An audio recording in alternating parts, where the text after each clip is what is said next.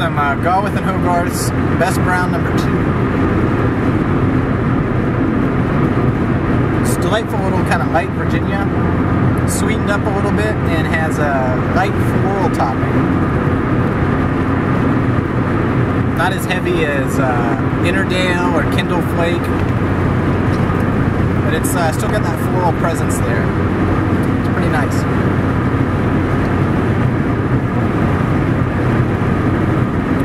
This is exactly what most of you, I'm sure, would call an English blend. Which brings us to our topic of the day. First, we're going to talk a little bit about something that might not seem at all related to pipe smoking. The etymological fallacy. Sometimes, when you're trying to figure out what a word means, you can actually go back to the roots of the word, the roots of all the constituent parts, or the way a word was originally used hundreds of years ago, and sometimes we can do this in a way that helps you figure out what a word means. For example, the word provide actually comes from Latin, combination of Latin words which mean to and to see. Pro meaning to, and then to see. Video, which is where we get our word video, because you watch a video. So someone that provides is someone that sees to it. I'll provide for you, I'll see to your needs, etc. The problem is, very often when you try to go back to what the original meaning of the root was, sometimes you get a meaning that is not what you actually what a word actually means anymore. And so if you look down in the bucket, I've got a link to the etymology of the word nice. And originally, the word nice was an insult. It meant naive or foolish or simple or something like that. And its meaning evolved and changed, and now it's a compliment. It means kind or thoughtful or friendly or something along those lines. Now here's what this all has to do with pipe smoking and with English blends, which is sort of what we're discussing today. We'll talk a little bit today about different ways people use the term English blend. And then next video we'll talk specifically more about the tobacco in English blends.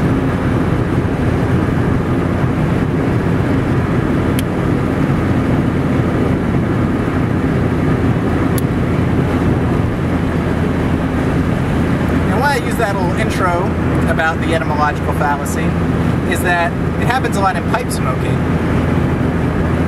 When people try to tell you what an English blend is or what that means.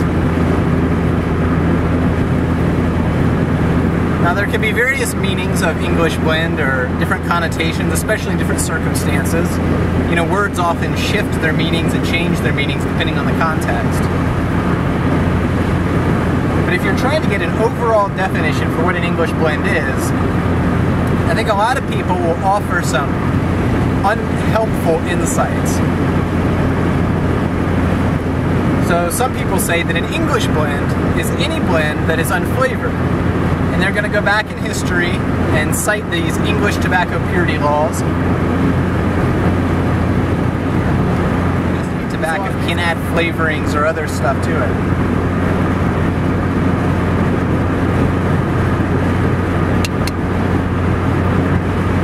I read somewhere, originally it had to do with people basically selling like tea and sawdust and flavoring it up with some molasses or something and passing it off as if it were tobacco. But be that as it may be, in a strictly technical sense, therefore accurate, to call any non-aromatic an English blend, because those purity laws said you couldn't adulterate the tobacco with flavors and other things like that. So, English blend in that case would just be any non-aromatic blend. It's not a very specific term, it just means anything except aromatics.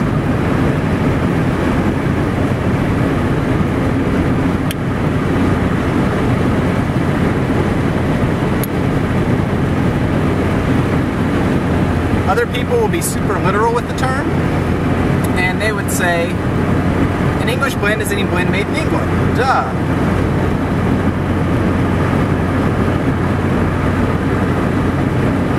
And in that case, something like Galwith, Hogarth and Company's Top Black Cherry, or I think they do a Black and Gold, which is kind of like their version of Lane's 1Q or something, I think. Those are English blends. They're made in England. Not according to the definition of a non-aromatic, but according to the definition that an English blend is any blend made in England. Another thing you may also find that's interesting is McClellan calls Old Dark-Fired an English blend, or an English-style flake. And they're referring to the hot pressing.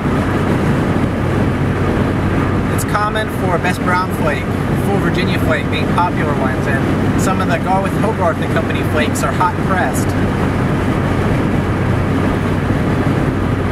So they have a note, if you actually look on tobacco reviews, it says they call it an English-style blend, but that's what they're referring to. Again, I don't think that's the way most of us use English blend, at least not as a reference to the components, but it's a process often used by English tobacco manufacturers. Germain's in Stonehaven, I believe, is hot pressed.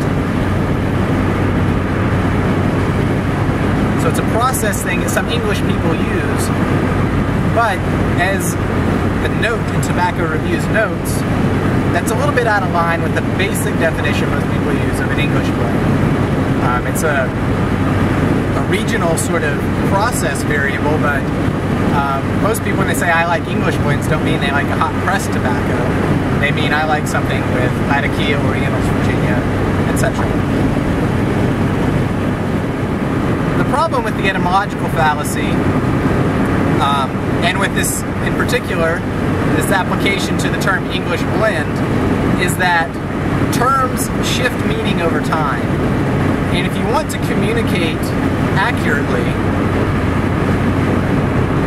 whether you're trying to understand an ancient text or a contemporary text or some guy that's, you know, an idiot making videos about pipes on YouTube,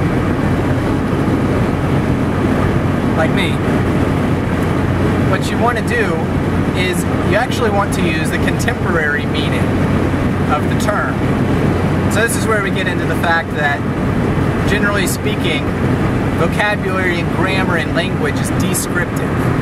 When you study those things, you're actually studying what people actually use. You're not telling them what they should use. When you look at an ancient lexicon of an ancient language, it's telling you how the words are used, describing how they are used, not telling you how to use words when you actually start writing in some ancient dead language. All that to say, I think the term English blend, as I most commonly hear it used, is generally used to refer to a blend probably with Latakia. Again, the historians are going to say, but English mixtures until such and such a date actually didn't use Latakia. They more often used other Orientals and didn't necessarily use these.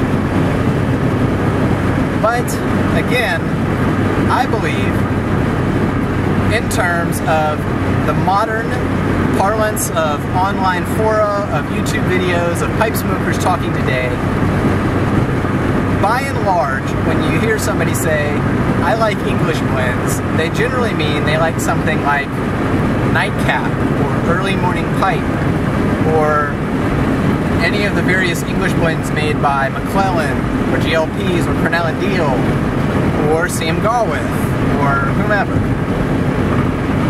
And generally they're talking about these blends as those containing Latakia. For the purposes of this video and the next, I think probably the most common English definition of an English blend, or sort of a basic definition, give or take, again we can't be super specific, but I believe it's usually, and I use the term generally, to refer to a blend made up of a base of Virginias with Orientals and Latakia added. And next video, we'll get into some of the more specific terms like English versus Scottish or Balkan or American English, or different specific things. But I think as the term is most commonly used, and as I'm going to use it, I'll define my own terms for the next video. It's a blend that has Latakia, Orientals, and Virginia. Could possibly have some other things in it, but that's sort of the basic definition. Again, you might get into a context where you're talking about straight Virginia blends, and you're comparing English Virginia blends with American Virginia blends. And you're going to get some differences there. You're not going to be talking about Latakia. You're talking about something specific to the context of Virginias, which might be the hot pressing that Sam Galwith or Galwith and Hogarth use on their Virginias, versus the specific types of leaves they use in their Virginias, such as leaves from Africa or other India or various other places, versus, say, McClellan, who uses various U.S. Virginias, maybe Canadian Virginias, etc. And so I know somebody on the Brothers of Briar forum who's a huge McClellan Virginia fan. Those are his top pick, his favorite Virginias. It's not made by McClellan, it just isn't to his taste. So he'll insult, jokingly, the English Virginias like Full Virginia Flake or Best Brown Flake or whatever. But he's not talking about the basic idea of an English blend. He's talking about English Virginia blends. Again, despite the fact that I believe many of those citing these historical meanings of the term are technically correct, I'm going to use the term to refer to a blend with Virginia, Oriental, and Latakia, because I believe that's generally how most people are using it today. And that's why I don't think it's helpful in communicating to say, well, but originally an English blend was any blend made in England, or it had Orientals but not Latakia, or it was just any type of pure tobacco, whether it had Orientals or Latakia or not. Because I think that's confusing when most people aren't using the term in that way. Obviously, it's interesting sometimes to look back at the history, but not always helpful as far as communicating to use the archaic meanings of terms.